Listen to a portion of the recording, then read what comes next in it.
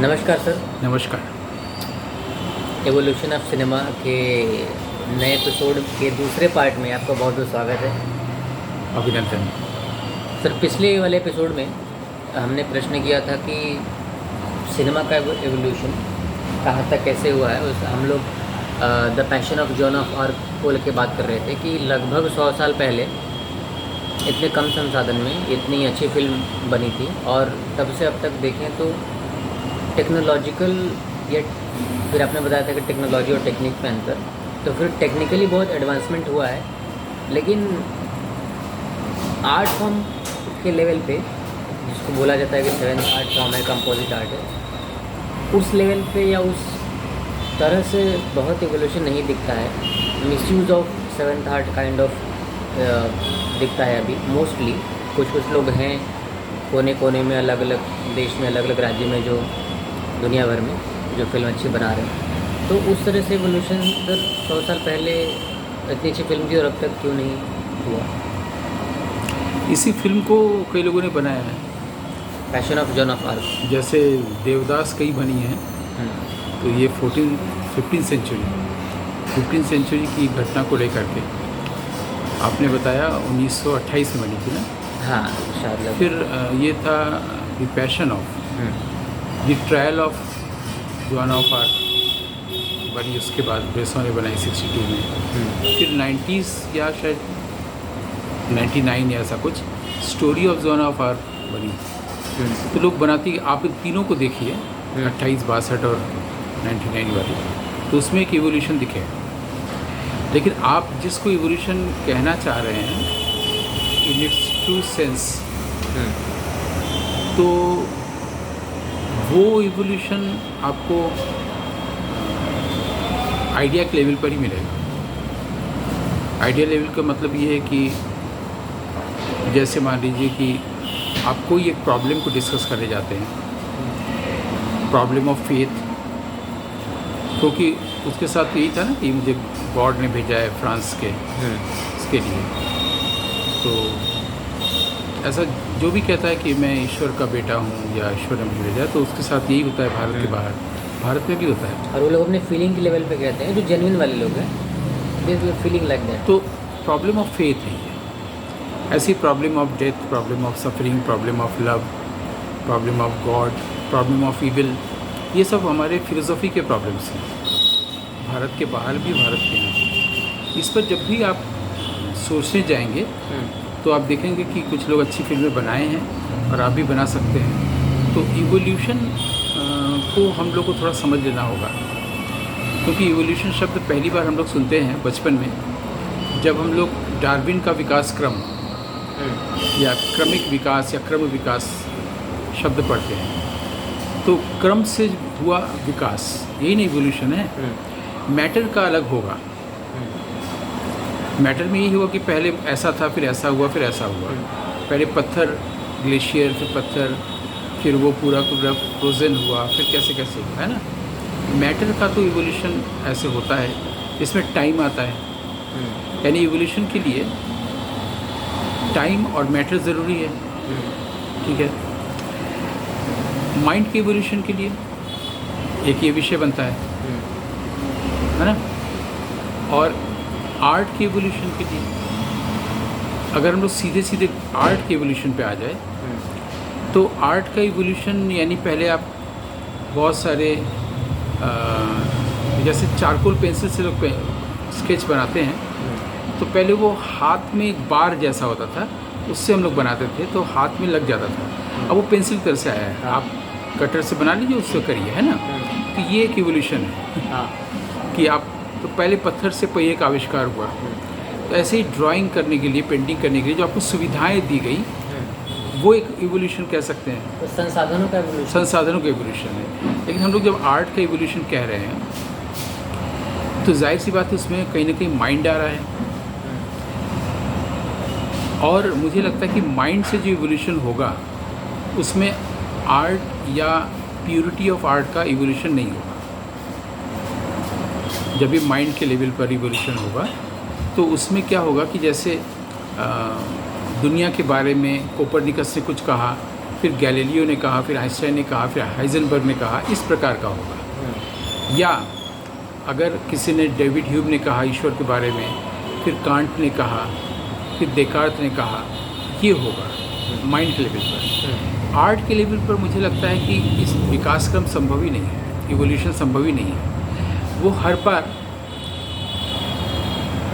Appear होगा, reappear भी नहीं होगा, वो इमर्ज करेगा, उसके पास कोई पास्ट नहीं होगा। और जब भी कोई चीज़ अपने पास्ट से नहीं आती है तो वो अपनी प्योरिटी को साथ लेके आती है।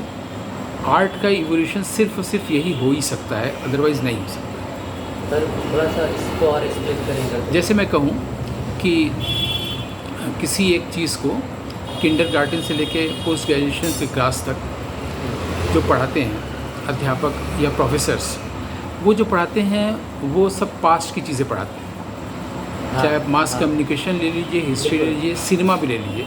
सिनेमा में कब कहाँ क्या हुआ क्या नहीं हुआ, उसको 20-30 साल से पढ़ाते हैं। लेकिन जो ट्रू क्रिएशन है, वो क्रिएशन पास्ट से नहीं आता है, वो अभी इमर्ज करता है, रिवील करता है फ्लैश के तौर पर। उसको हिंदी में स्फुट कहते हैं। वो अचानक से कोई चीज़ आपके पास फ्लैश आई, शाइन किया, और उसके बाद जो कुछ भी आप उसको लेके करते हैं वो क्रिएटिव एक्टिविटी होती है। वो जो पहली बार कोई चीज़ फ्लैश की, उसको आइडिया कह सकते हैं। फिर उस आइडिया पर आप कैसे काम कर रहे हैं, मतलब उसको आप कैसे फिल्म माध्यम में दिखाना चाहते हैं, पहली बात दिखाने से पहले उस आइडिया को आप कैसे आर्टिकुलेट कर रहे हैं, ये क्रिएशन होता है। तो ये क्रिएशन आरंभ हुआ और अंत होता है। फिर एक दूसरा क्रिएशन होगा जो आरंभ होगा, अंत होगा, और ये इंस्टेंटेनियस होगा, स्पॉन्टेनियस होगा, और ये कभी भी पास से नहीं आएगा। ये नहीं कि हमारी मेमोरी में पहले कहीं से था और अभी फ्लैश किया, ऐसा नहीं है। जब माइंड नहीं है, पास नहीं है, टाइम नहीं है, तो जो रिविलेशन है,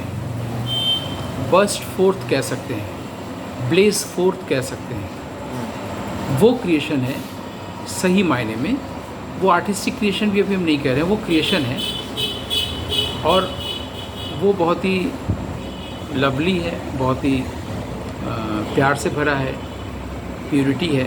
उसको आप आर्ट में कैसे ट्रांसलेट कर रहे हैं, उसके दो तरीके हो सकते हैं, या तो माइंड में ट्रांसलेट करके या माइंड में ट्रांसलेट नहीं करके। माइंड में ट्रांसलेट करके आप स्क्रिप्ट लिखेंगे उसको बताने के लिए, और माइंड में नहीं ट्रांसलेट करके आप सीधे कैमरा उठाएंगे और उस बात को बताने के लिए आप बाहरी दुनिया का मेजॉन सीन तैयार करेंगे। तो आप डायरेक्टर नहीं रह जाएंगे, स्क्रिप्ट राइटर से जो डायरेक्टर होता है, आप सीधे मेजॉन सीन पे आएंगे। मैंने बाहरी बिंबों को, एक्सटीरियर को दिखाना, उस इंटीरियर को बताने के लिए। थोड़ा सा क्लियर हुआ? बिल्कुल। तो मुझे लगता है कि आर्ट में या क्रिएटिविटी की दुनिया में इस तरह से इवोल्यूशन हो सकता है, टाइम टू टाइम करते हुए नहीं, कि इस सन में ऐसा आर्ट हुआ, फिर इसमें ऐसा हुआ, मुग़ल मिनिएचर पेंटिंग हुआ, अगर हम उसको मान लेते हैं आर्ट, बहुत अच्छा आर्ट है, तो फिर आगे कहाँ गया, यानी उसका एवोल्यूशन रुक गया। ऐसा नहीं है। किसी ने कोई अच्छी कविता लिखी तो वहीं शुरू वहीं ख़त्म हुआ। अब आप अपनी कविता लिखिए, और कविता लिखने के लिए भी इस बात का ध्यान रखिए, जो भारतीय कवियों ने को कहा या काव्य शास्त्रियों ने, कि कोई चीज़ अनयूजुअल कहना वो कविता नहीं है। मतलब आपने कह दिया कि एक गाय के 4 सींग हैं, तो होता ही नहीं है ना। जो एग्जैक्टली है वो रहे, और जो एग्जैक्टली है उसको कहना भी कविता नहीं है। कि मैं पहाड़ पर चढ़ रहा हूँ, सूरज ढल रहा है, मैं आ रहा हूँ, ये भी कविता नहीं है। जब तक कि वो लोकोत्तर ना हो और उसमें अद्भुत होना ना हो या मौलिक ना हो, वो कविता नहीं है, ऐसा हमारे भारतीय काव्यशास्त्री मानते हैं। तो अद्भुत होना, लोकोत्तर होना, यानी किसी दूसरी दुनिया, रहस्यमयी दुनिया या ट्रांसेंडेंटल स्टेट से कोई चीज़ आया जो आपके अनुभव में नहीं है, आपके माइंड में नहीं है, माइंड जिसको एक्सेस नहीं कर पा रहा है, आप सोच नहीं पा रहे हैं, तो वो ज़रूर अद्भुत होगा, वो ज़रूर मौलिक होगा, और वो लोकोत्तर चेतना से आए हुए जो हमारी भीतर है, वो क्रिएशन है। और वो क्रिएशन बार बार नहीं होगा, वो लोग उसके लिए प्रतीक्षा भी करते हैं। कई लोग, लेखक लोगों ने कहा है कि हम प्रतीक्षा करते हैं, कई फिल्म मेकर्स ने कहा है, निर्मल वर्मा, अगे, ब्रेसॉन, ये लोग कहते हैं कि हम वेट करते हैं फिर वो कब आए। चाइनीज़ आर्ट में भी है कि वो पेंटिंग के सामने बैठ के वेट कर रहे हैं कब आए। तो वेट करना नहीं होता, वहाँ फिर टाइम आ गया। ये मुझे लगता है पूरी तरह से स्पिरिचुअल है, पूरी तरह से प्योरिटी की दुनिया का है। आर्ट यहीं पर सिर्फ अपने प्योर फॉर्म में अपीयर हो सकता है, जब इसका इवोल्यूशन, जब इसका टाइम से कोई मतलब नहीं है। और जब भी कोई व्यक्ति होगा उस समय रिवील करेगा, उसका किसी दूसरे से तुलना ही नहीं होगा। तो इवोल्यूशन जो हम लोग टाइम के अर्थ में समझते हैं वो यहाँ होता ही नहीं। वो कोई चीज़ अचानक से अपीयर हुआ, वो अद्भुत होता है, वो मौलिक होता है और वो लोकोत्तर होता है। लोग जिसको जानता है उससे नहीं है, और मैंने ट्रांसेंडेंटल प्लेन से तो आता है, लेकिन लोग को एंटरटेन करता है। वो कहते हैं वाह कैसा अद्भुत चीज़ है, कैसे हुआ। तो वो रचना है, वहाँ पर रचने वाला भी गौण हो जाता है, सेकेंडरी हो जाता है। ये रचना है, इसका इवोल्यूशन आर्ट में नहीं होता है उस अर्थ में जिस तरह से हम लोग इवोल्यूशन शब्द को समझते हैं। इसलिए मैंने कहा था कि आजकल जितने भी ऐसी फिल्में जिसको साइलेंट फिल्म कहा जाता है, जो नहीं है, तो डायलॉग लेस फिल्में जो बना रहे हैं 1 मिनट 3 मिनट 4 मिनट की, या मुझे भी बहुत सारे लोग भेजते रहते हैं विश्व भर से कि मेरी फिल्म देखिए, अवार्ड विनिंग है, इतना लॉरियल्स है। तो उन फिल्म को आप देखिए, इधर की कोई भी फिल्म, भले ही वो 10 मिनट की हो या 2 घंटे की हो या 3 मिनट की हो, और वहाँ से शिफ्ट कर जाइए। एक एग्जाम्पल एक्सपेरिमेंट करने के लिए बता रहा हूँ, 86 में चले जाइए। और मैंने एक फिल्म का नाम लिया था सैक्रिफाइस्ड यूथ, चाइनीज़ फिल्म है। हालांकि वो आप यूँ भी देखेंगे तो उसमें आपको बहुत कुछ नया सीखने को मिलेगा कि गांव में अच्छा ऐसे बुलाते हैं, इस तरह की फोक इंस्ट्रूमेंट का यूज़ करते हैं जो लोग भी नहीं जानते थे। बहुत सारे मवेशियों को बुलाने के लिए वो लोग क्या बजाते हैं, कैसे कुएं से पानी भरते, कुआं कैसा होता है, वहाँ का रहन सहन क्या होता है, इस दृष्टि से भी। लेकिन आप जैसे ही आज की कोई फिल्म देखेंगे, पिछले 10 साल की कोई फिल्म या वो 1 मिनट की फिल्म, और इतनी बेतुकी फिल्म होती है 1 मिनट से 10 मिनट वाली, जो अवार्ड विनिंग। अभी मुझे याद आ गया कि एक लड़की भी कहीं खड़ी है, बैठी है, मोबाइल देख रही है, लड़का भी है, एक तीसरा लड़का आके उसके पर्स लेके, मोबाइल लेके भाग जाता है। तो जो एक लड़का था वो उसके पीछे भागता है, लड़की इस लड़की के पीछे, और बाद में लड़के उस मोबाइल से लड़का ले लेता है, लेकिन लड़की सोचती इसी ने भागा है या, और ये लड़का उसको देने जाता है, फिर अचानक से वो लड़की लेने जाती है, थैंक्स बोलेगी, इससे पहले वो उसको वापस नहीं करता। ये एंड हो जाता है। कहने के लिए कुछ नहीं आदमी के पास, उसके पास रिवील हुआ ही नहीं, कोई बात ही नहीं आई है।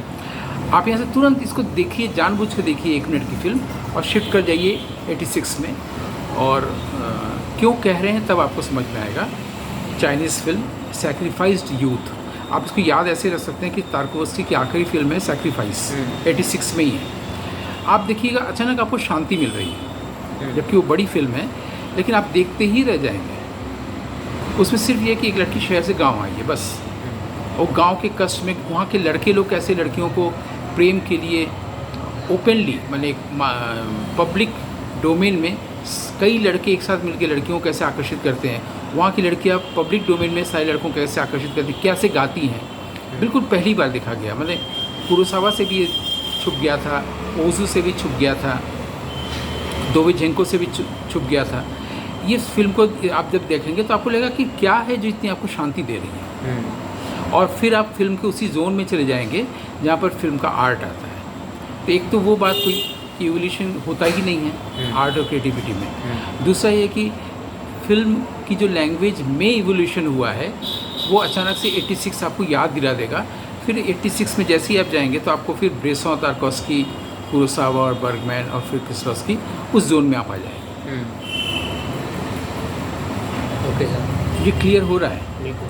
तो इस इवोल्यूशन के लिए मैंने बताया कि अगर आपने बर्गमैन के रूप में आज से 30 साल पहले इस तरह से सोचा है, और फिर आपने उसके बहुत साल बाद 20 साल बाद तारकोव्स्की के रूप में सोचा है, उसके 20 साल बाद किस्लोवस्की के रूप में सोचा है, उसके 20 साल बाद अभी सुमित के रूप में सोच रहे हैं, जो बिल्कुल नया है, पीछे पास्ट नहीं है। तो ये इवोल्यूशन ऑफ सिनेमा है इन दी आर्टिस्टिक सेंस।